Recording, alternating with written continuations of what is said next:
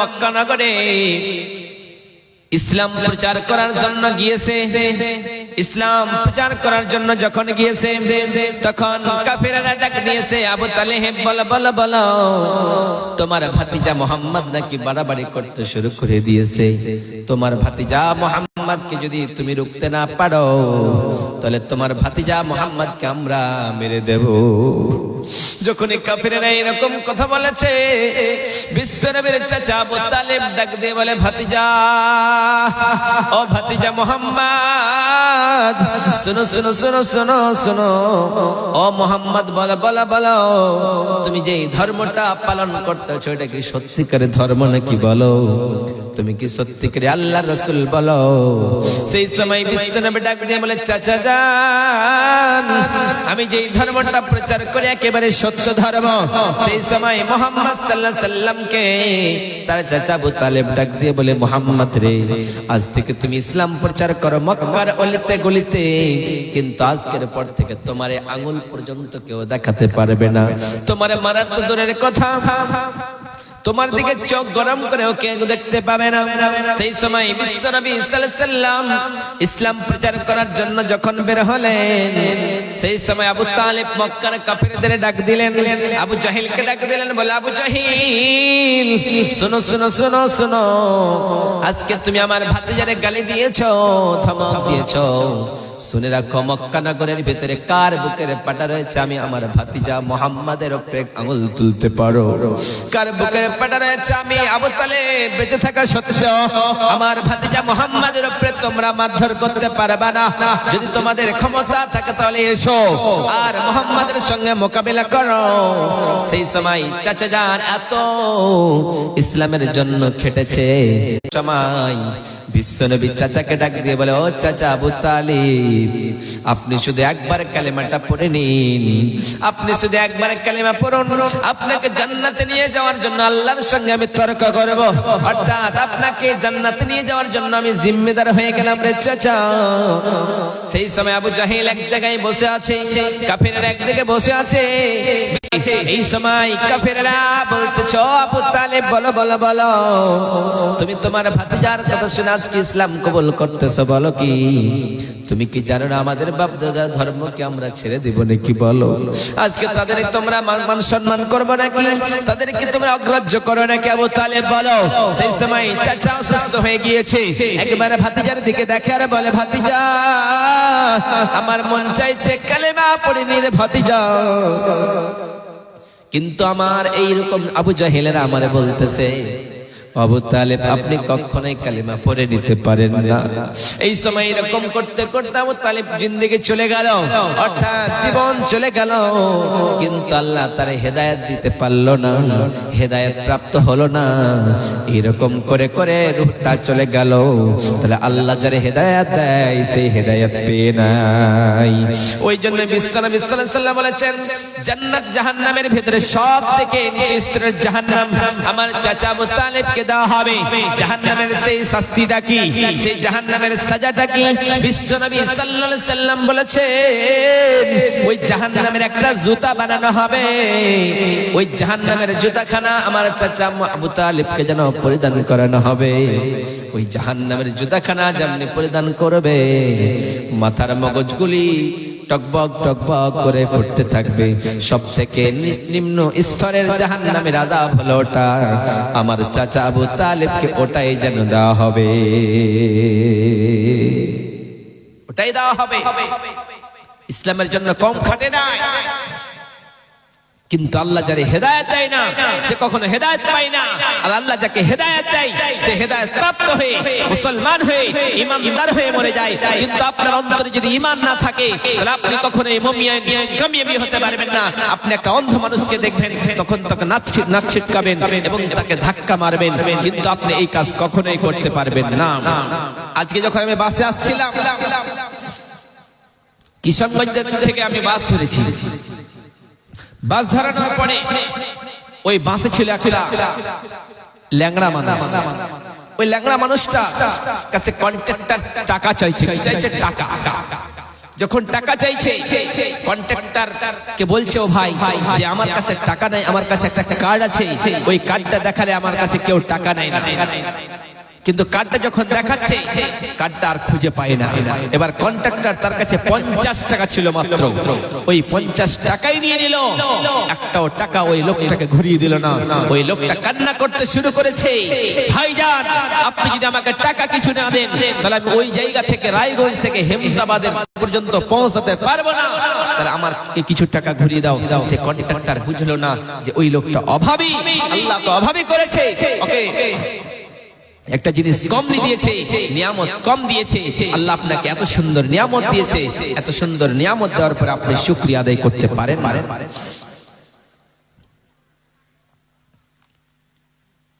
শেখ সাদি রহমাতুল্লাহ আলাইহি বলেন, আমি একদিন রাস্তায় বের হলাম, যখনই রাস্তায় বের হলাম তখন আমার পায়ের জুতা ছিল না।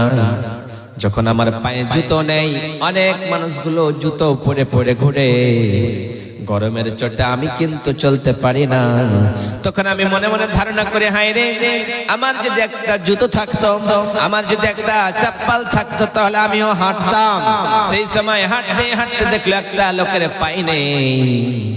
সেই সময় সে শুকরিয়া আদায় করে বলে, রব্বুল আলামিন, ও বিশাল আকাশের মালিক, ও বিশাল জমিনের মালিক, ও বিশাল পাহাড়ের মালিক, ও বিশাল পর্বতের মালিক, লৌহে মাহফুজের মালিক, সিদরাতুল মুনতাহার মালিক, বিশাল আরশের মালিক রে মাওলা, একটা লোকের যদি চপ্পল জুতা না থাকে তার জন্য কিছুই কমে না আর পারে না ও রব্বুল আলামিন। কিন্তু একটা লোকের যদি খানা পা নেই, তার কি অভাব, তার কি কষ্ট, তার কি দয়া মায়া আমরা বুঝতে পারি না।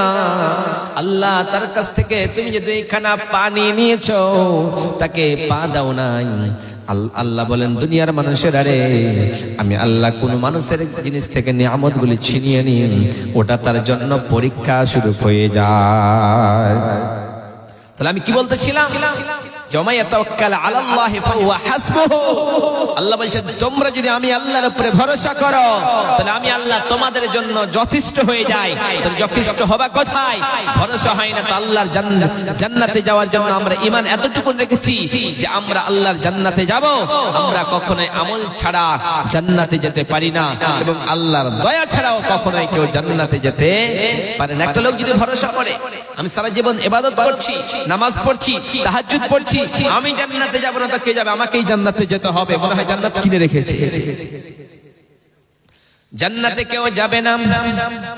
রব্বুল আলামিন ডাক দিয়ে বলে, গোলাম, ও গোলামের ঘরের গোলাম, বান্দির ঘরের গোলাম, তোমরা যদি গাদা গাদা আমল করে দাও আর আমি আল্লাহর যদি দয়া না হয়, আমি আল্লাহর যদি মায়া না হয়, আমি আল্লাহর যদি করুণা না হয়, তোমরা কখনোই জান্নাতে চলে যাবা না। এক লোক সারা জীবন শৈশব থেকে কৈশোর যৌবন বৃদ্ধা হয়ে গিয়েছে, ইবাদত করে করে কাটিয়েছে, ইবাদত করে করে সারা জীবন কাটিয়েছে, তাহাজ্জুদ পড়েছে, নামাজ পড়েছে, সব কাজ করেছে, আর সে মনে মনে ধারণা করেছে আমি আমার আমলের কারণে আমি জান্নাতে যাব, আল্লাহর দয়া আমার জন্য লাগবে না, আমি আল্লাহর দয়া ছাড়াই জান্নাতে যাব। সেই লোকটা ধারণা করেছে, সেই লোকটা যখন দুনিয়ার জমিনে গাদা গাদা আমল করেছে, অনেক আমল করেছে, সে লোকটা নামাজ পড়েছে, রোজা রেখেছে, হজ করেছে, যাকাত দিয়েছে, এতিম মিসকিন সব কিছু কাজ করেছে, কিন্তু এই লোকটা যখন মৃত্যুবরণ করলো, রব্বুল আলামিন ডাক দিয়ে বলে, গোলাম, ও গোলামের ঘরের গোলাম, বান্দির ঘরের গোলাম, বল বল বল, তুই কি জান্নাতে যাবি না জাহান্নামে যাবি?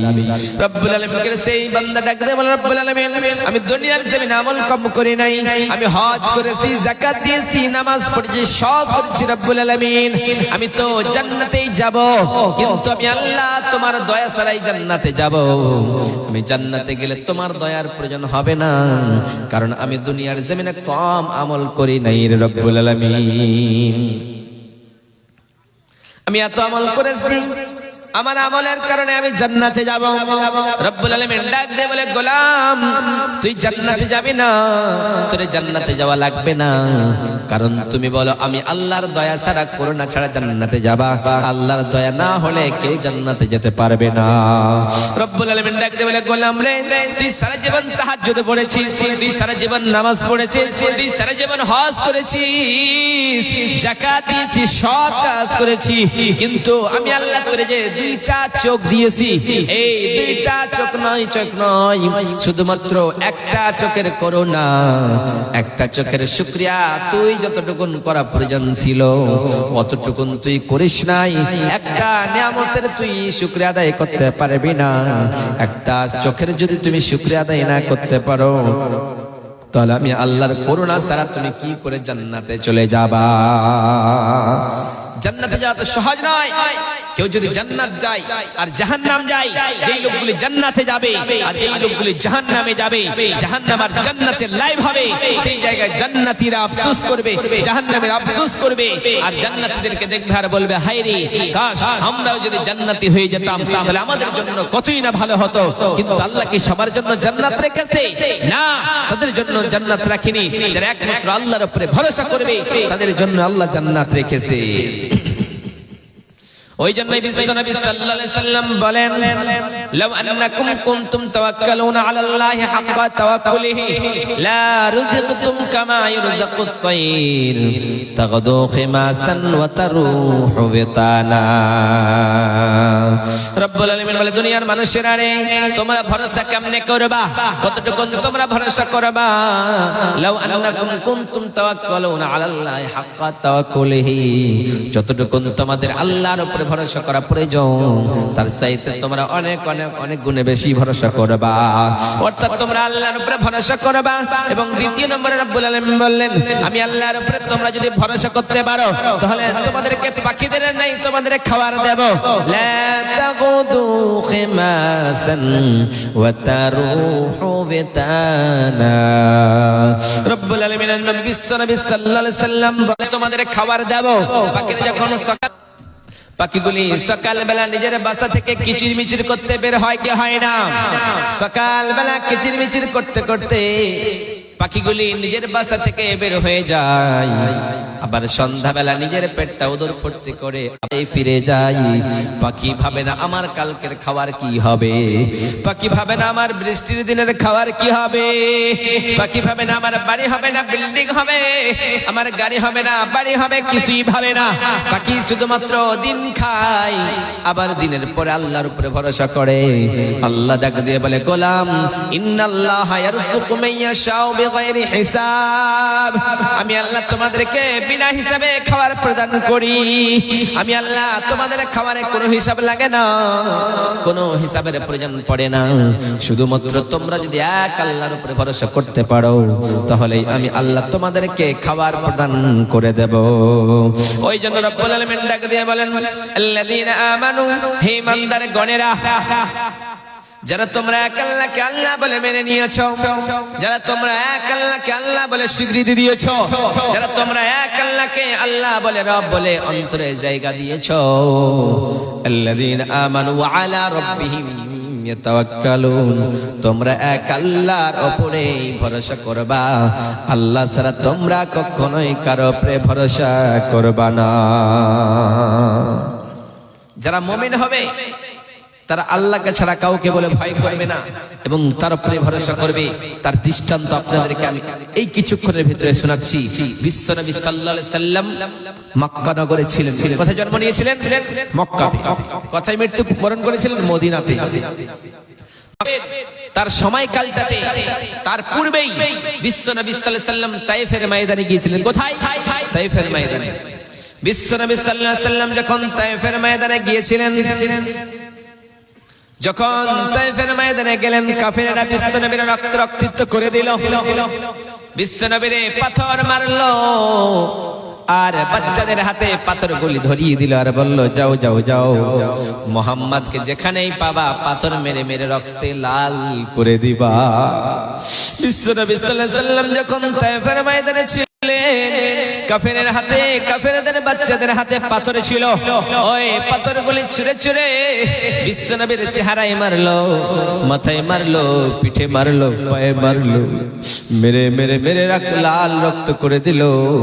তারপরে বিশ্বনবী সাল্লাল্লাহু আলাইহি সাল্লামের কাছে জিবরিল আমিন এসে বললেন, ইয়া রাসূলুল্লাহ, ইয়া হাবিবাল্লাহ, ওগো দয়ার নবী, ওগো মায়ের নবী, আপনি বলুন তো আজকে কাফেরের গোষ্ঠীরা আপনারা মেরেছে রে নবীজি, আপনি কি একবার আল্লাহর বলতে পারেন না, আল্লাহ রাব্বুল আলামিন এই কাফের গোষ্ঠীকে শেষ করে দাও?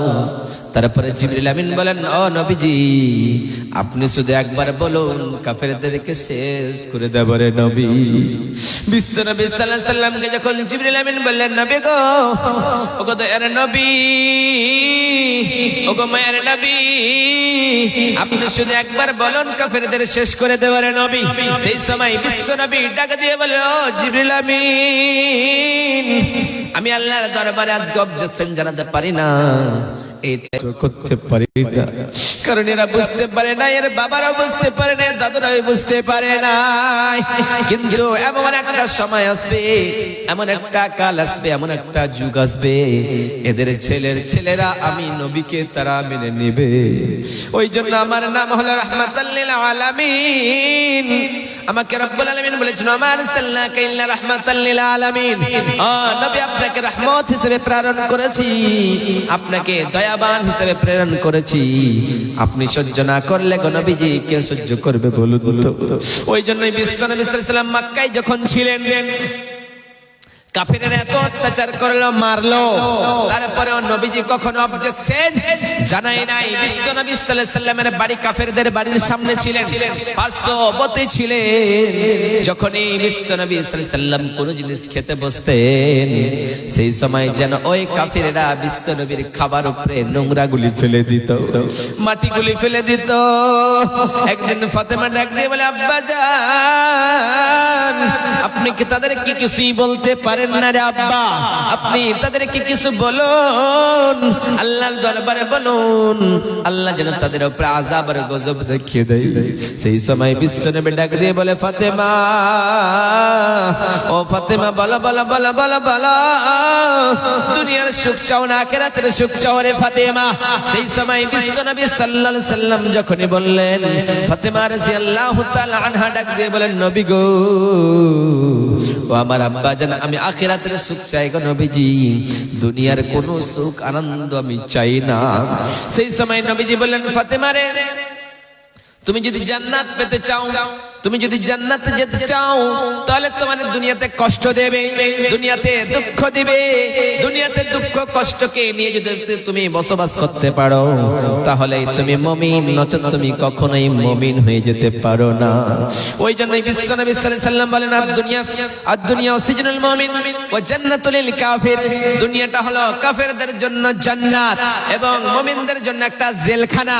মুমিন যেটা চাইবে সেটা করতে পারবে না, কিন্তু কাফেরেরা যেটাই চাইবে সেটাই দুনিয়ার জমিনে করতে পারবে। যা চাইবে তাই করবে, যেটা ইচ্ছা সেটা করবে, কিন্তু মুমিন কখনোই করতে পারবে না। যখন এতগুলি ঘটনা হচ্ছে, তখন তারপরে নবীজি একবারও বরদোয়া করেননি, কিন্তু আল্লাহ বরদাস্ত করতে পারলেন না। আল্লাহ তো রহমান, আল্লাহর হাবিবুল্লাহ, আল্লাহর হাবিব, আল্লাহর নবীকে কষ্ট দিতে পারেন না। কষ্টের পরে পরে আল্লাহ সুবহানাহু ওয়া তাআলার নবীকে বলেন, নবী, এতদিন তো আপনি কষ্ট করলেন, এবার কষ্ট নয়। কাফেরের এক জায়গায় মিটিং করতেছে, ওই মিটিং এ পাস হয়ে গিয়েছে, মুহাম্মদকে যেখানেই পাবা শেষ করে দিবা, কল্লা ঘুরিয়ে দিবা, তাহলে আর তোমার মক্কায় থাকা চলবে না রে নবীজি। এবার বিশ্বনবী সাল্লাল্লাহু আলাইহি সাল্লাম মক্কায় থাকবেন না, মক্কা ছেড়ে মদিনায় চলে যাবেন। যখনই মক্কা ছেড়ে মদিনার দিকে যাবেন, তখন আবু বকর সিদ্দিক রাদিয়াল্লাহু তাআলা আনহুকে ডাক দিয়ে বলে, আবু বকর রে, ও আবু বকর, তোমার আমার সঙ্গে মক্কা ছেড়ে মদিনায় একদিন হিজরত করে যেতে হবে রে আবু বকর। এইদিকে আবু বকর রেডি রয়েছে, এইদিকে বাড়ি থেকে বের হবে। এই সময় যেন কাফেররা বাড়ির বাইরে চলে এসেছে, যেমনি বাড়ির বাইরে তলোয়ার নিয়ে দাঁড়িয়ে আছে। এই সময় বিশ্বনবী সাল্লাল্লাহু আলাইহি সাল্লাম ডাক দিয়ে বলেন, রব্বুল আলামিন, ও বিশাল আকাশের মালিক, ও বিশাল জমিনের মালিক, ও বিশাল পর্বতের মালিক রে মাওলা, আপনি তো বললেন মক্কা ছেড়ে মদিনার দিকে চলে যাও, তাহলে আমার সামনে কাফেররা রয়েছে, কি করে আমি মক্কা ছেড়ে মদিনার দিকে যাব গো আল্লাহ? রব্বুল আলামিন ডাক দিয়ে বলে, নবী রে, তুমি ইয়াসিন সূরা পড়ো, তারপরে এক মুষ্টি বালু নিয়ে নাও, ওই বালুর মধ্যে তুমি ফু দিয়ে দাও, সঙ্গে সঙ্গে ফু দিয়ে ওই কাফেরদের দিকে ছুড়ে দাও, সঙ্গে সঙ্গে আমি আল্লাহ তাদের চোখ পর্যন্ত পৌঁছায়া দেব। শুধুমাত্র তুমি আল্লাহর উপরে ভরসা করে বালুগুলি ছুড়ে দাও। যেমনি এরকম করে ছাড়লাম, কাফেররা অন্ধ হয়ে গেল। বিশ্বনবী চলে গেলেন, যাওয়ার পরে আবু বকরের বাড়িতে গেলেন। আবু বকরের বাড়িতে যাওয়ার পরে দরজায় গিয়ে বিশ্বনবী সাল্লাল্লাহু আলাইহি সাল্লাম বললেন, আবু বকর, ও আবু বকর রে। যেমনি বিশ্বনবী আবু বকর বলে একবার ডাক দিয়েছে, আল্লাহু তাআলা আনহু সঙ্গে সঙ্গে বাড়ি থেকে বের হয়ে গিয়েছে, দরজাটা খুলে দিয়েছে। যেমনি দরজাটা খুলে দিয়েছেন, বিশ্বনবী ডাক দিয়ে বলে, আবু বকর, তুমি কি ঘুমাও নাই? তোমার কি ঘুমের প্রয়োজন পড়ে নাই রে আবু বকর? সেই সময় আবু বকর সিদ্দিক রাদিয়াল্লাহু তাআলা আনহু ডাক দিয়ে বলেন, নবী গো, ও গো দয়ার নবী, ও গো মায়ের নবী, ও গো বিশ্বের নবীজি, আপনি নাকি একদিন বলেছিলেন আবু বকর রে, ও আবু বকর, তোমার মক্কা ছেড়ে মদিনায় হিজরত করে যেতে হবে রে আবু বকর। ও গো দয়ার নবী, যেই দিন থেকে আপনি বলেছিলেন মক্কা ছেড়ে মদিনায় হিজরত করে যেতে হবে, সেই দিন থেকে আমি আবু বকর ঘুমাই নাই গো নবীজি। আমি এই রকম করে দরজায় পিঠটা লাগায়া ঘুমিয়ে থাকতাম গো নবী। কোন সময় নাকি আমার নবী, দয়ার নবী চলে আসবে, আর আবু বকর বলে ডাক দেবে, আবু বকর বলে ডাক দেবে, আর সঙ্গে সঙ্গে যদি আমি আবু বকরে উঠতে না পারি, তাহলে আবু বকরের কথাই, আবু বকরের কাজে বিশ্বনবী কষ্ট পেয়ে যাবে। অর্থাৎ আমি নবী আপনারে কষ্ট দিতে পারি না রে নবীজি। সঙ্গে সঙ্গে আবু বকর এবং বিশ্বনবী হাঁটতে শুরু করলেন। হাঁটতে হাঁটতে হাঁটতে গেলেন, একটা গর্তে আশ্রয় নেবেন, একটা গর্তের ভিতরে আশ্রয় নেবেন। এই সময় যেন আবু বকর সিদ্দিক গর্তটাকে পরিষ্কার করলেন, পরিচ্ছন্ন করলেন, করানোর পরে এবার যেন গর্তে একটা যেন এরকম করেই থাকলো, ওই গর্তের ভিতরে যেন এইরকম করে কিছু দিয়ে দিলেন। একটা গর্ত খালি থেকে গেল, ওই গর্তের ভিতরে যেন আবু বকর এরকম করে পা দিয়ে দিলেন। যেমনি পা দিয়েছে, বিশ্বনবী সাল্লাল্লাহু আলাইহি সাল্লামকে ডাক দিলেন, নবী গো, ও গো দয়ার নবী, আপনি বিশ্রাম করুন গো নবীজি, আপনার আরামের প্রয়োজন আছে গো নবীজি, আপনি একটু আরাম করে নেন, আপনি ক্লান্ত হয়ে গিয়েছেন রে নবী। এই সময় যেন বিশ্বনবী আবু বকরের রানের উপরে পা রেখে ঘুমিয়ে গিয়েছেন। এবার আবু বকরকে যেন বিষাক্ত সাপে ছবল মেরেছে, যেমনি বিষাক্ত সাপে ছবল মেরেছে, আবু বকরের চোখ দিয়ে টস টস টস টস করে পানি বেয়ে এসেছে। এই সময় যখন পানি বেয়ে এসেছে, বিশ্বনবী সাল্লাল্লাহু আলাইহি সাল্লামের ঘুম ভেঙে গিয়েছে। এই সময় যেন বিশ্বনবী ডাক দিয়ে বলে, আবু বকর রে, তুমি কান্না কেন করো? তোমার কান্না করার কারণটা কি বলো, বলো, তুমি কেন কান্না করতেছো বলো? এই সময় আবু বকরকে বললেন, নবীজি, আবু বকর বলো, তোমার কি বাড়ির কথা মনে পড়েছে? তোমার কি সম্পদের কথা মনে পড়েছে? তোমার কি ছেলে মেয়ের কথা মনে পড়েছে? আবু বকর বল বল বল, কিসের জন্য কান্না করতেছি? আবু বকর ডাক দিয়ে বলেন, নবী গো, ও গো দয়ার নবী, ও গো মায়ার নবী, ও গো বিশ্বের নবীজি,